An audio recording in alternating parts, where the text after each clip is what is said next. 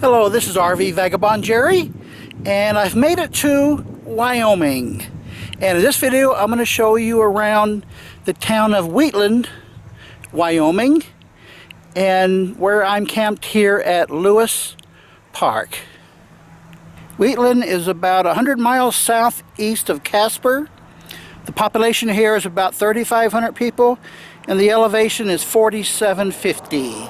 And I'm getting a fairly good Verizon internet speed here. So let me show you around. You can camp here for 3 days for free each month, which is nice for people who live fairly close to here and like to come camping once a month, but don't bring your horses. There's a place here for you to put donations so you can show them how you appreciate being able to camp here for free. And these are posters for various businesses around town. They probably sponsor the free camping here. And every other camp spot has a double power box, one for each side. So there's 2, 3, 4, 5, 6 hookup spaces. And each one has 20, 30, 50 amp, a barbecue grill, and a picnic table. The hookup spaces do not have water hookups. However, right across the road here is a water faucet that says potable water right there. So if your water tank is low, fill it up before you park and set up. There are several of these big garbage cans around, and right across me here is a covered picnic area.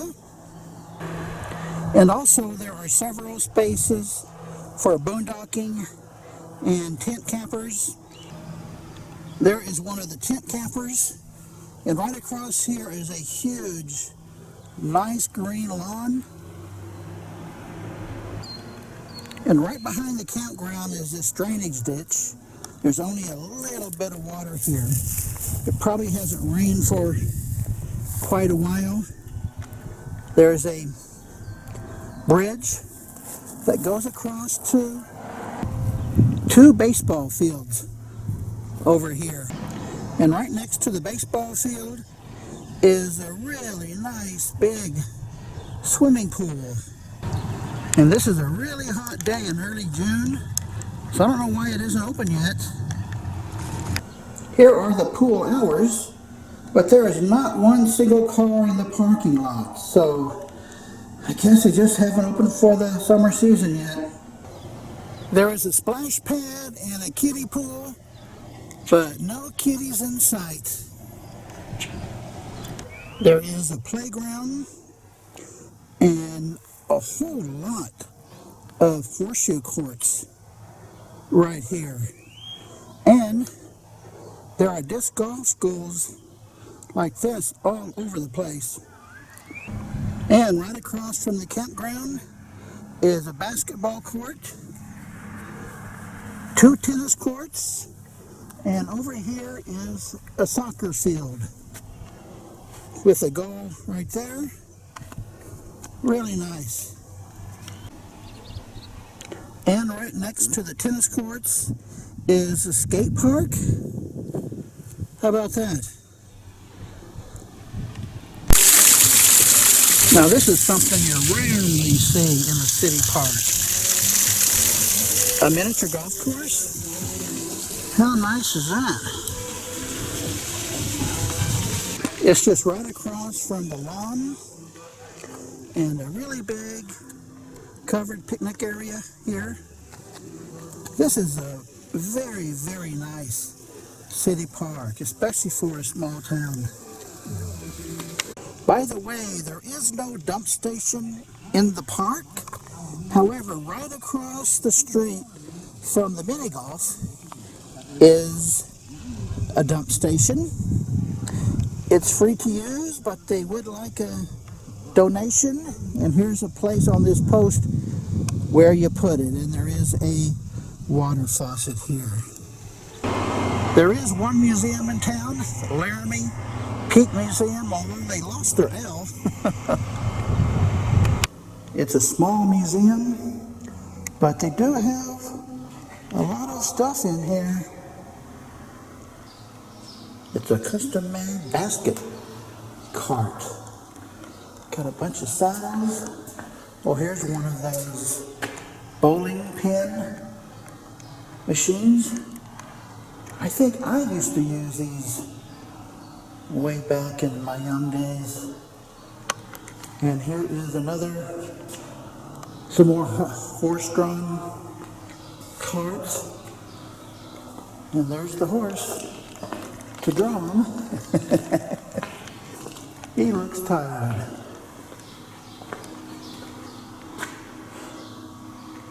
Here's a nice car with a rumble seat and a place here where you tie down your luggage. Hope it don't rain. The curator here told me that they put some of these in parades when they have parades around. Probably not here in town very often, but in other cities they go and take some of these vehicles. And she told me they take that cart over there in parades sometimes. And here they've got a model little town with a railroad track around it. And this next room has several dresses and sewing machines. Back in the day when the ladies made their own dresses. Here's 3 different typesetting machines, cash registers, and the old style telephones.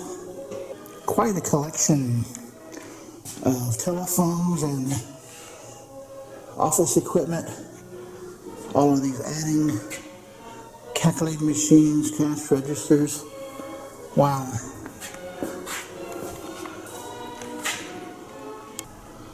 Look at this, it's about a 10-inch wide, compact, folding typewriter. And look at this piano and organ collection. There's 2, 3, 4, 5, 6, 7, 8, 9. 2 Victor record players. And an accordion, all sorts of musical instruments. There's another record player.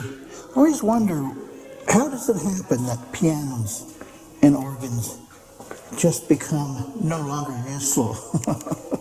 I guess, and they put them in museums. All sorts of furniture. Bunch of old Bibles. This has got to be a family heirloom. Look at this thing. And they have these side clasps to hold the book together. Here is an electric massager. Whoa. That doesn't look like you would feel too good. And this one you plug into a wall outlet. Wow.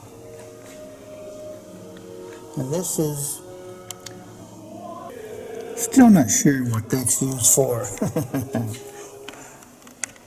Look at this cute little tricycle and a broom designed for children to use. All sorts of things in cases. Here's a camera collection.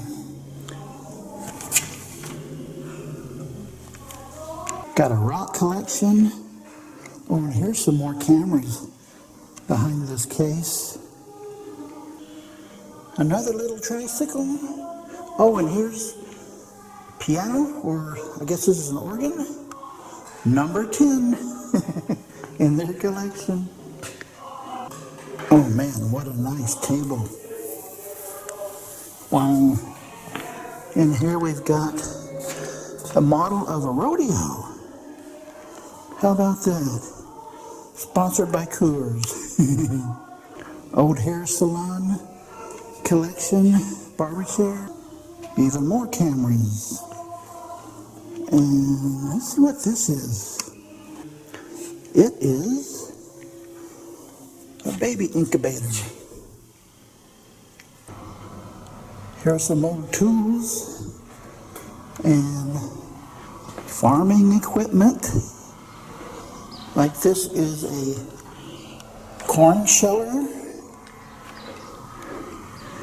another corn sheller, 3, 4 corn shellers, different types.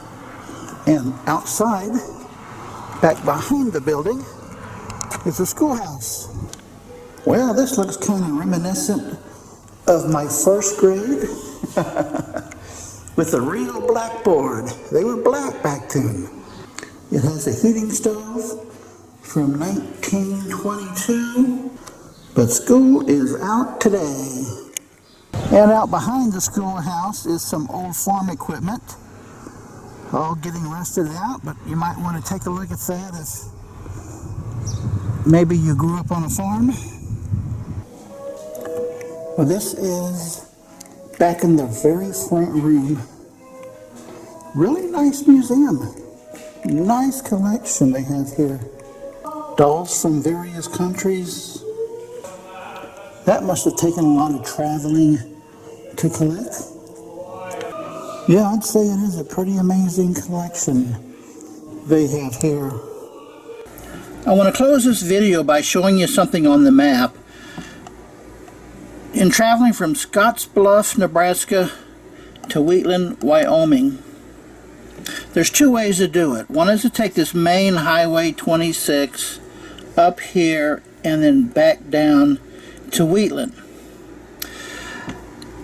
I took this alternate route, which is more of a direct route, which I thought would be more interesting and a little shorter of a trip. And everything was fine until I got to about right here when the pavement ran out.